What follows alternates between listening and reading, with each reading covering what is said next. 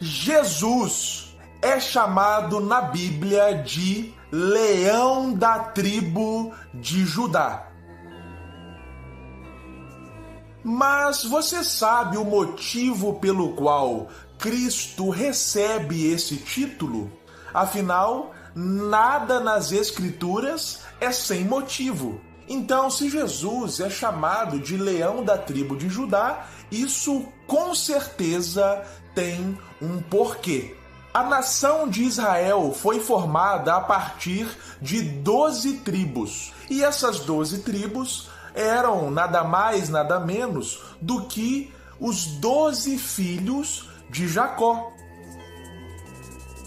Jacó foi aquele personagem bíblico que, após a luta com o anjo, ou então com Deus, depende da linha teológica, teve o seu nome mudado de Jacó para Israel. Então, os 12 filhos de Jacó ou de Israel deram origem à nação de Israel. E um desses filhos de Jacó, que formou uma das tribos, era justamente um homem chamado Judá. E cada uma dessas tribos tinha um símbolo. Como, por exemplo, a seleção brasileira de futebol tem o canarinho como símbolo. Afinal, o canarinho é amarelo e faz uma alusão à camisa amarela da seleção brasileira. Portanto, cada tribo de Israel tinha um símbolo também.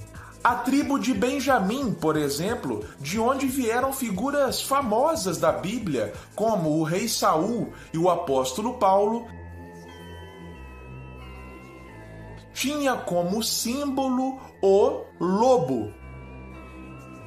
No caso da tribo de Judá, o símbolo era o leão. Há uma referência bíblica a este respeito no livro de Gênesis. Capítulo 49, versículo 9, diz o seguinte: Judá é um filhote de um leão. Da presa tu subiste, meu filho. Curva-se e deita-se como um leão, e como um leão velho. Quem o despertará? Ou seja, está explícito nas Escrituras essa ligação do leão com a tribo de Judá.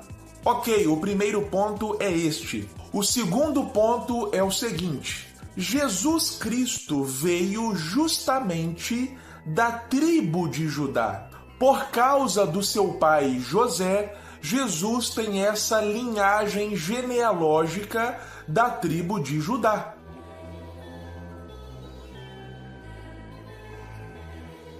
Essa genealogia pode ser vista tanto no capítulo 1 do Evangelho de Mateus, quanto no capítulo 3 do Evangelho de Lucas. Ali está bem explicadinha toda a linhagem de Jesus, desde o primeiro até chegar em Cristo. Inclusive, um dos parentes mais ilustres de Jesus é o próprio rei Davi. É por isso que Jesus também tem um outro título, que é Filho de Davi, justamente devido ao fato de que Jesus é descendente de Davi, que era também da tribo de Judá. Então agora vamos ligar os pontos. O símbolo da tribo de Judá é o leão. Jesus veio da tribo de Judá. Logo, Jesus é ligado a este leão, que é o símbolo da tribo de Judá. Isso não é uma viagem da minha cabeça, está escrito na Bíblia. Apocalipse, capítulo 5, versículo 5. E um dos anciãos me disse: não chores, eis que o leão da tribo de Judá, a raiz de Davi, prevaleceu para abrir o livro e romper os seus 7 selos. Ou seja, a Bíblia está ligando claramente Jesus com o leão da tribo de Judá. O apóstolo João, que escreveu estas palavras do livro do Apocalipse, fez essa ligação entre Jesus e o leão da tribo de Judá. Afinal, quem vai romper os 7 selos é o próprio Cristo. Há um outro ponto aqui. O psiquiatra Carl Jung dissertou acerca do arquétipo.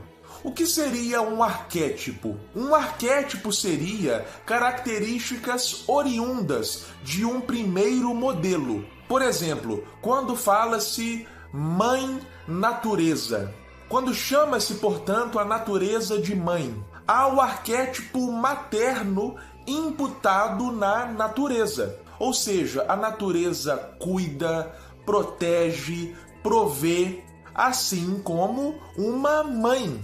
Portanto, o arquétipo materno é ligado à figura da natureza a ponto de chamá-la de mãe natureza. Ou seja, Jesus é chamado de leão da tribo de Judá também devido ao fato do arquétipo do leão estar presente na figura de Jesus. Ou seja, assim como há a questão da realeza em volta da figura do leão, que é chamado de rei da selva, Jesus também é chamado de rei.